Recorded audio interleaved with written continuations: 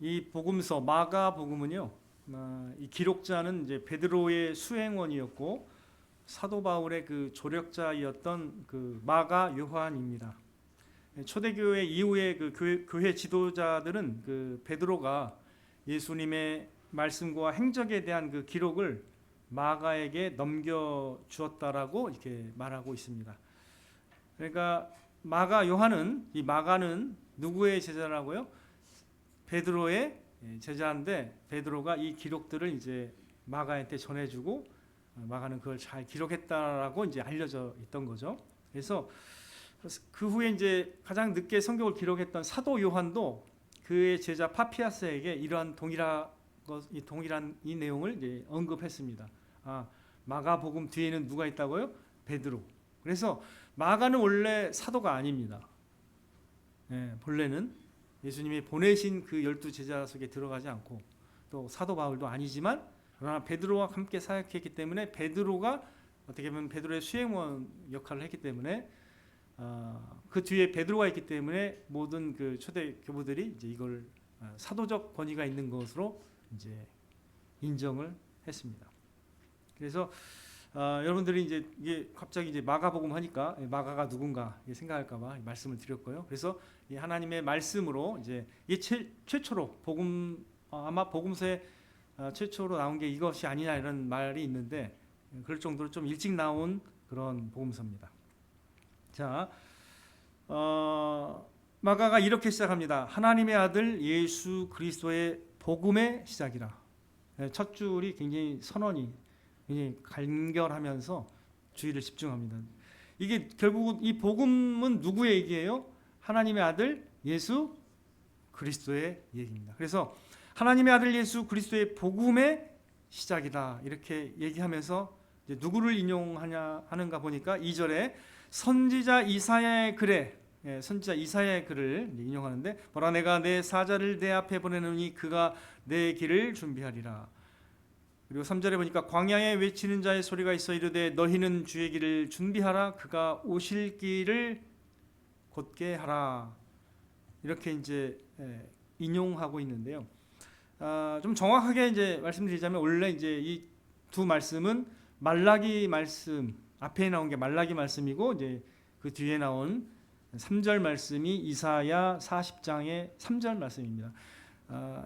2절 말씀은 말라기서 3장의 1절 말씀이고요. 근데 왜 이사야라고 했느냐? 이제 이사야가 먼저 사실 예언을 했기 때문에 또 이사야가 더 많은 예수님에 관한 예언을 했기 때문에 그냥 이사야를 한 명만 딱 언급한 겁니다. 이게 몰라서 이렇게 한 건 아니고 간략하게 이제 마가복음의 특징은 이제 좀 문체가 짧아요. 그래서 바로바로 연결하기 때문에 그래서 이렇게 되어 있습니다. 자, 하나님께서 선지자들을 통해서 예수님 하나님의 아들을 보내신다라는 약속을 하셨는데 근데 그 앞서 누군가를 보내기로 이제 예언하신 것입니다. 그게 이제 누굽니까? 여러분이 잘 아는 4절에 나오는 세례 요한입니다. 광야에 외치는 자의 소리가 바로 세례 요한이고요. 그다음에 말라기서 말씀하고 있는 예언한 내가 내 사자 할 때 이제 이게 세례 요한이 되겠습니다. 이제 주의 길을 준비하라 그의 오실 길을 곧게 하라라고 이렇게 예언한 대로 그 역할을 이제 세례 요한이 요단강에서 이제 그 사역을 하고 있습니다. 자, 무슨 사역을 하는지 마가는 이렇게 기록하고 있습니다. 자, 4절 보겠습니다. 세례 요한이 광야에 이르러 죄 사함을 받게 하는 회개의 세례를 전파하니 이렇게 이제 사역을 했습니다. 주님 오실 길을 예비하기 위해서 죄 사함을 받게 하는 회개의 세례를 베풀었는데 5절에 보니까 그 결과예요. 사역의 결과가. 자, 5절 한번 같이 읽겠습니다. 온 유대 지방과 예루살렘 사람이 다 나아가 자기 죄를 자복하고 요단강에서 그에게 세례를 받더라. 이게 되게 중요한 내용인데요. 이게 이제 어떻게 보면 이제 구약에서 하나님께서 말씀하신 것과 이제 신약에서 복음 사역이 완성된 책과 어떻게 보면 좀 다르죠. 신약은 우리가 그래서 신약으로 알고 있고, 예수 그리스도께서 오셔서 성취한 사건을 기록한 책이 이제 신약이고, 예수 그리스도를 보내기 시기로 약속하신 이제 이 책이 이제 구약으로 이렇게 알고 있으면 되시는데, 근데 그거를 이제 읽는 의식이 이제 이겁니다. 그거를 읽는 것, 연결하는 거. 자, 율법은 이 구약을 율법과 선지자로 얘기할 수 있습니다. 구약을 줄여서 이제 좀 더 들어간다면, 구약을 줄여서 모세 율법과 선지자들의 글로 이해하시면 됩니다. 구약은 그렇습니다. 이제 모세가 받은 하나님의 말씀을 기초로 선지자들은 하나님께 돌이키라고 이제 계속 얘기하면서 오실 분을 얘기하는 거죠. 모세도 마찬가지고. 자, 그러면 일단 주가 되는 건 뭐예요? 율법이죠. 율법입니다. 근데 율법 앞에 서면 하나님이 원하시는 건 뭐죠? 율법을 우리에게 주신 이유가 뭡니까? 하나님이 로마서에 기록되어 있죠. 율법을 주신 이유는 뭐예요? 우리가 죄인됨을 그 율법 앞에서 느끼도록 하기 위해서 율법을 주셨습니다. 자, 그러면 주님이 오실 때 내 마음이 준비되려면 먼저 뭘 이해해야 되는 거예요? 하나님께서 구약에 말씀하신 율법을 이해해서 우리 마음이 이처럼 죄 사함을 받아야 되겠구나라는 그 심령으로 준비가 돼야 됩니다. 이게 구약에서 말씀하는 모세 율법과 선지자들이 말한 핵심입니다. 그러면 이걸 지금 누가 하고 있어요? 세례 요한이 예수님 오기 직전에 이 사역을 하고 있습니다. 그래서 구약과 신약을 잇는 대표적인 인물이 누구냐면 여러분이 기억하실 때 세례 요한을 생각하면 됩니다. 세례 요한이 한 사역이 구약을 종합해서 예수님께로 인도하는 거예요. 그럼 예수님은 어떻게 해요? 그것을 이어받아서 어떻게 해요? 완성을 하셨습니다. 그렇게 이해하시면 됩니다. 그래서 주의 길을 예비하는 것이 이게 왜 이렇게 주의 길을 예비하는 내용이 왜 이건가? 깊이 있게 우리가 연결을 해야 됩니다. 그래야 성경을 이해하고 깨닫고서 여기서 이제 예수님을 맞이할 수가 있어요. 예수님을 맞이하기 전에 만약에 이러한 내용을 모르면 그냥 성인 중에 좋은 한 사람이구나 이렇게 생각합니다. 저런 분도 있구나 세상에 이렇게 생각합니다. 나와는 별로 관계가 없어요. 그래서 오늘날 크리스마스를 알고 부활절을 알고 많은 사람들이 예수님을 알지만 관계가 없습니다. 그들과 예수님과는 관계가 없는 거죠. 그죠? 왜? 자기를 위해서 예수님이 돌아가신지를 몰라요. 자기 죄 때문에. 그죠? 그래서 세례 요한이 한 건 되게 중요한 사역입니다. 여기서 처음으로 죄 사함을 받는다는 회개라는 게 처음 등장한 겁니다. 자, 그래서 우리가 이 사도가 아니라 세례 요한의 이 사역을 우리가 잘 이해해야 복음을 잘 이해할 수가 있습니다. 자, 그러면 세례 요한이 했던 사역이 뭐냐면 물로 세례를 베푸는 거예요. 세례를 베풀면 죄를 자복하고자 하고 죄 씻음을 받기를 원하는 사람들이 나왔습니다. 그러면 그때 물에 들어가서 푹 잠기고 나오면서 어떻게 해요? 이제 마치 이제 씻음을 받았다라고 생각할 정도로 죄 사함을 받는 회개의 세례를 이제 베풀었던 거죠. 자, 그런데 이 말씀을 한번 우리가 보겠습니다. 7절, 8절을 좀 더 보겠습니다.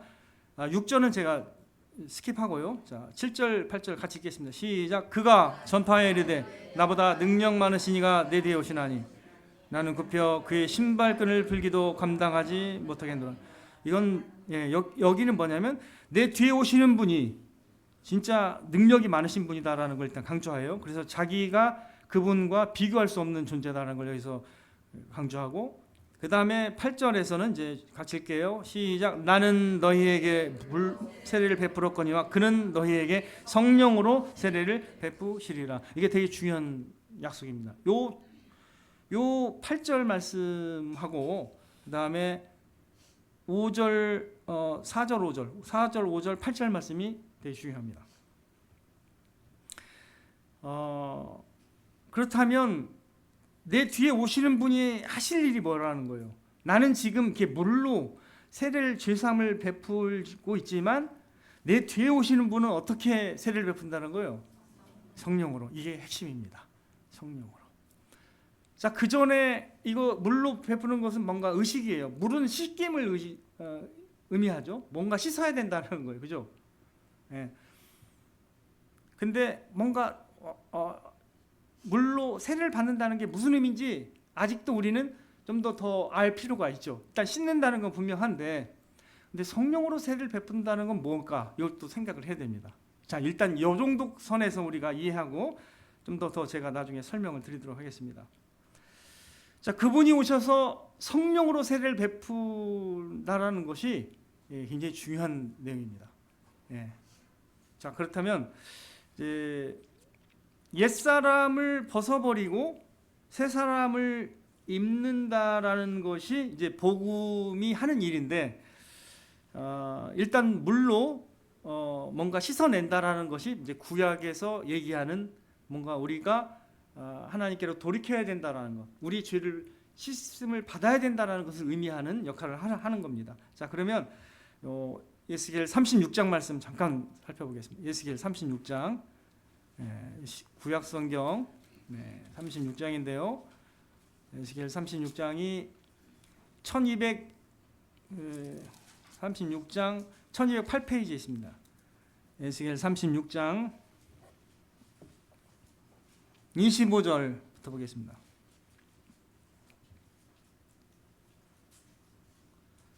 자, 에스겔 36장 25절에서 27절 같이 읽겠습니다. 시작. 맑은 물을 너희에게 뿌려서 너희로 정결하게 하되 곧 너희 모든 더러운 곳에서와 모든 우상 숭배에서 너희를 정결하게 할 것이며 또 새 형을 너희 속에 두고 새 마음을 너희에게 주되 너희 육신에서 굳은 마음을 제거하고 부드러운 마음을 줄 것이며 또 내 영을 너희 속에 두어 너희로 내 율례를 지키게 하리니 너희가 내 율례를 지켜 행할지라. 이렇게 말씀하고 있습니다. 이때도 하나님께서 맑은 물로 씻긴다고 말씀하시고 그리고 나서 어떻게 새 영을 주신다고 했죠. 자, 그래서 이게 되게 중요한 역할을 하는 거예요. 물과 성령은 이게 이미지가 같은 거예요. 뭔가 새롭게 하면서 뭔가 씻고 새롭게 뭔가 한다는 뜻이에요. 물과 성령이 같이 나옵니다. 여러분 기억하셔야 돼요. 요한복음 3장도 거듭남 얘기할 때 물과 성령이 같이 나옵니다. 무슨 말인지 아시겠죠? 씻김을 받아야 할 뿐만 아니라 뭔가 어떤 위로부터 능력이 와서 새 영을 가져야만 거듭나는 거예요. 그냥은 안 되는 거예요. 그래서 죄의 문제가 항상 핵심인 거예요. 죄의 문제. 죄의 씻음을 받아야 되는데 우린 다 먼저 주님의 사역과 주님의 오실 길을 만약에 기쁘게 맞이할 수 있는 사람이라면 죄에 대한 인식이 있어야 되는 거예요. 되게 중요한 겁니다. 근데 오늘날 이거에 대한 인식은 굉장히 많은 문화적으로 어렵게 만들기 때문에 그렇게 죄를 성경에서 진단하는 것처럼 진짜 하나님 앞에서 죄인임을 깨닫는다는 것은 그리 쉬운 일이 아닙니다. 하나님의 역사가 있어야 됩니다. 분명히 말씀드리지만 이 구약의 율법을 통해서 우리가 깨닫게 되는 지점이 그 지점입니다. 그렇지 않다면 주님의 길을 예비하지 못하고 있는 겁니다. 그래서 첫 번째로는 내가 씻음이 필요하다. 나는 죄 사함이 필요하다는 것을 세례 요한은 정확히 얘기하고 있습니다. 근데 그것만 얘기한 게 아니라 누구를 얘기하는 거예요, 지금? 어떻게 한다는 거예요? 나는 물로 베풀지만 예수님은 성령으로 아예 내 속에 새 영을 집어넣어 주신다라고 약속하시는 거예요. 이게 능력입니다. 복음만이 그걸 할 수 있는 거예요. 십자가 복음만이 우리의 완고한 마음을 찢어낼 수가 있는 겁니다. 자, 우리가 이전에 하나님의 백성임을 그때 표기할 때 어떻게 표기했어요? 우리의 어디에다 표기했어요? 우리 육체에다가 할례를 했습니다. 찢어야 돼요. 그때 찢은 게 마음이에요? 그냥 육체예요? 마음은 아니에요. 육체를 찢었잖아요. 그죠? 근데 본래 원하는 건 뭘 향한 거예요? 뭘 찢으라는 거예요?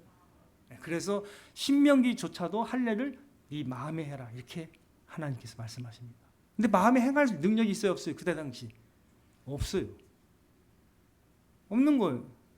누가 스스로 마음을 찢습니까? 안 되는 거예요, 잘. 하나님의 그 십자가 사랑을 보고서 그때서야 찢는 거예요. 자, 그럼 여러분들 기억하셔야 됩니다. 물은 생각하실 때는 구약의 메시지를 그냥 거기다 딱 담은 거예요. 씻김을 받아야 된다. 너네는 죄인이다 이거예요. 근데 세례 요한은 그 완성할 수가 없어요. 본인 스스로. 세례 요한조차도 죄인이기 때문에. 그죠? 근데 누가 오셔야 된다고요? 내 뒤에 오시는 예수님만은 우리 안에 새 영을 주실 수가 있는 분이시라는 걸 선포하는 겁니다. 그래서 세례 요한 상황 되게 중요한 거예요. 여기서 굉장히 중요합니다. 그래서 여기에서 성령으로 연결이 되는 게 되게 중요한 겁니다.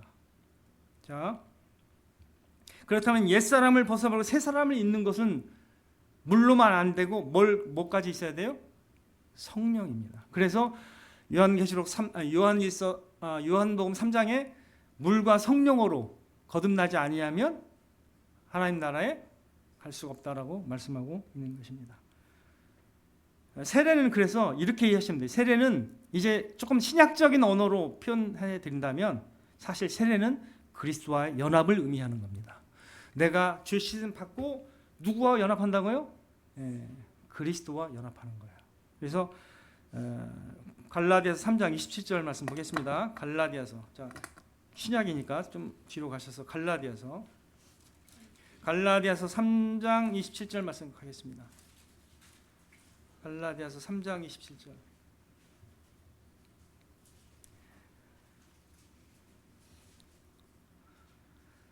같이 읽겠습니다. 갈라디아서 3장 27절 시작. 누구든지 그리스도와 합하기 위하여 세례를 받은 자는 그리스도로 옷 입었느니라. 세례의 뜻은 뭐냐면, 자, 물은 뭔가로 싹 뒤집어 쓰는 거잖아요. 약간 비슷한 게 있어요. 근데 세례도 마찬가지. 세례의 뜻이 성령으로 세례 받는다는 건 무슨 의미냐면 내가 그리스도로 이렇게 덧입음을 받았다라는 뜻이에요. 그래서 그리스도와 연합했다라는 것으로 이해해도 됩니다. 거기에 푹 잠겼다라는 뜻이에요. 그 생명 안에 들어갔다. 이렇게 이해하셔도 됩니다. 골로새서 2장 뒤로 보면 이제 골로새서 2장 12절이 있습니다. 자, 뒤로 가세요. 자, 뒤로 가시면 골로새서 2장 12절 말씀.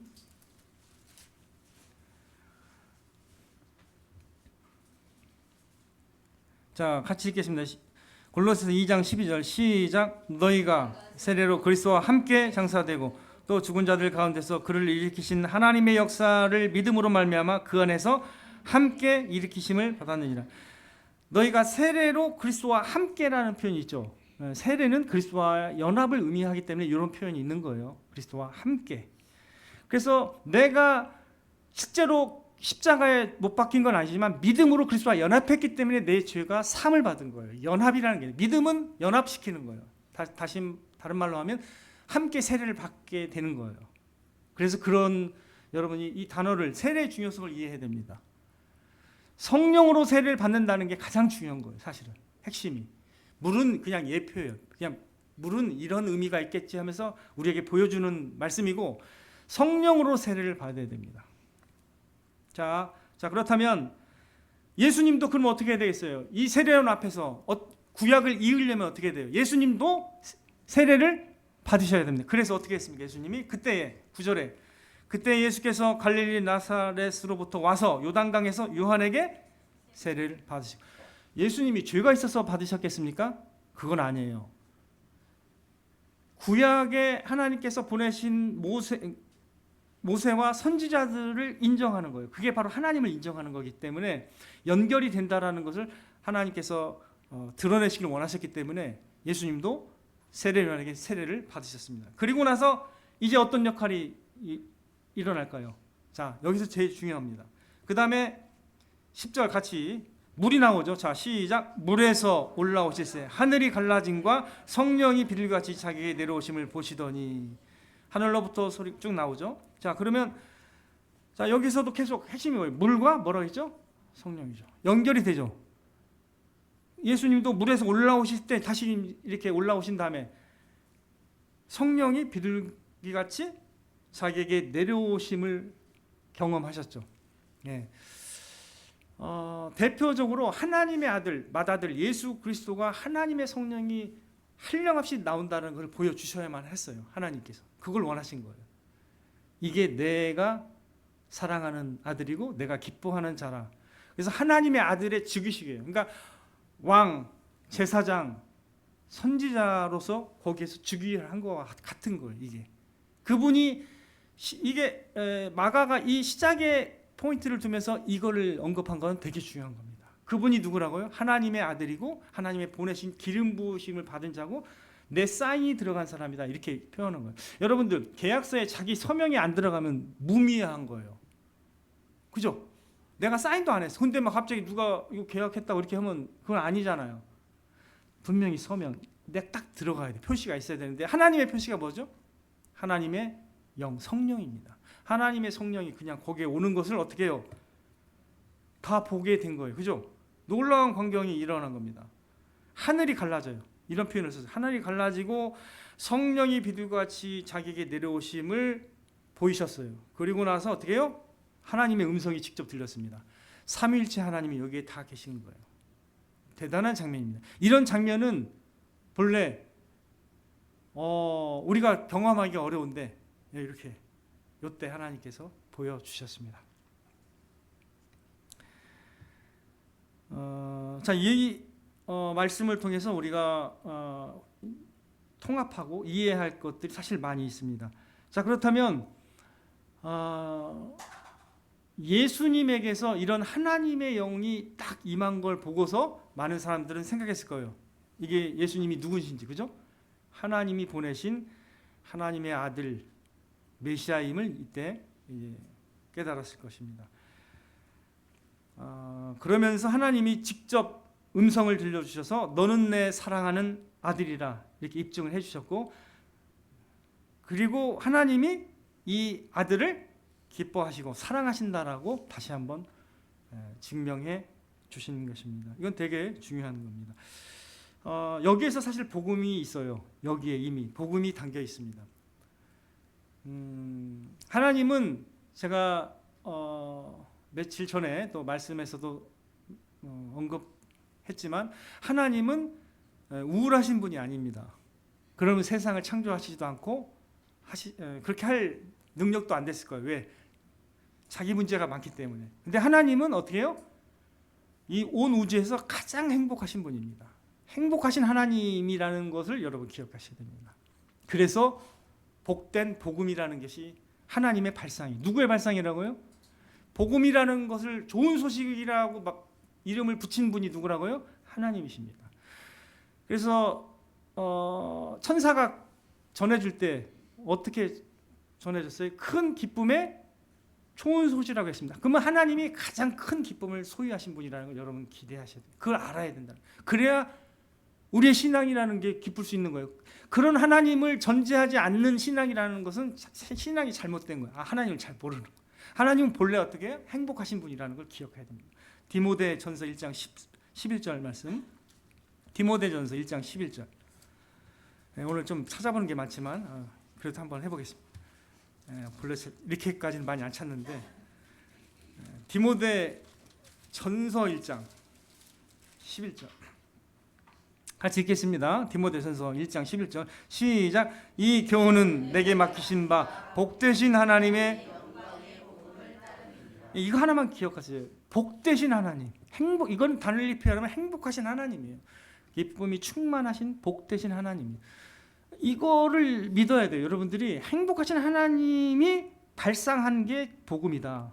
왜 우리를 이렇게 천국에 오게 하려고 하시나? 하나님이 행복하신 하나님이기 때문에 우리로 그 행복과 기쁨을 누려받기를 원하시기 때문에 그렇게 하십니다. 마치 누구를 사랑하듯이 그 아들을 사랑하고 기뻐하듯이 우리가 그 아들과 연합했을 때 그 아들을 사랑한 것처럼 우리도 사랑하고 기뻐하신다는 것을 알게 하시기 위해서 하나님이 우리를 그분께로 초청하시는 것입니다. 그래서 여러분들 스바냐 3장 17절을 여러분 잘 알고 계실 거예요. 구약에 있는 말씀이에요. 그것도 하물며 너의 하나님 여호와가 너의 가운데에 계시니 그는 구원을 베푸실 전능자시라. 그가 너로 말미암아 기쁨을 이기지 못하시며 너를 잠잠히 사랑하시며 너로 말미암아 즐거이 부르며 기뻐하시리라. 하나님이 우리를 어떻게 해요?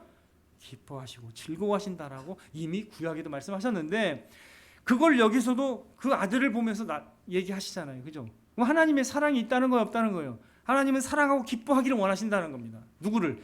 그리스도 안에서 있는 저와 여러분까지도 사랑하고 기뻐하기를 원하신다는 것이 복음이 담긴 복음에 담긴 함축된 의미입니다.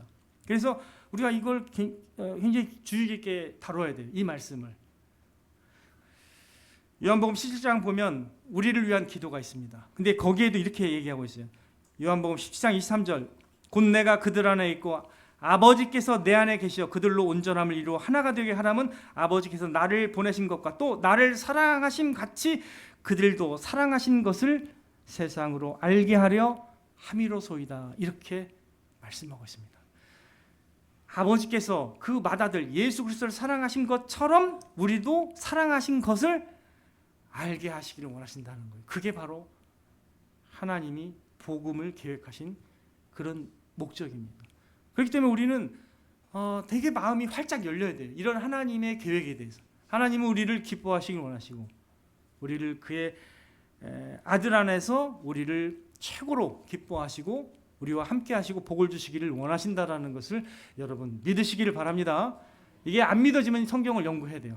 끝까지 연구해야 됩니다. 진짜 하나님이 그렇게 너는 내 것이라 내가 너를 복되게 하리라고 말씀하시는 분이신지 확인해야 됩니다. 처음부터 끝까지 읽어봐야 됩니다. 제 말이 진짜 틀리다고 생각한다면 그렇게 한번 덤벼봐야 돼요.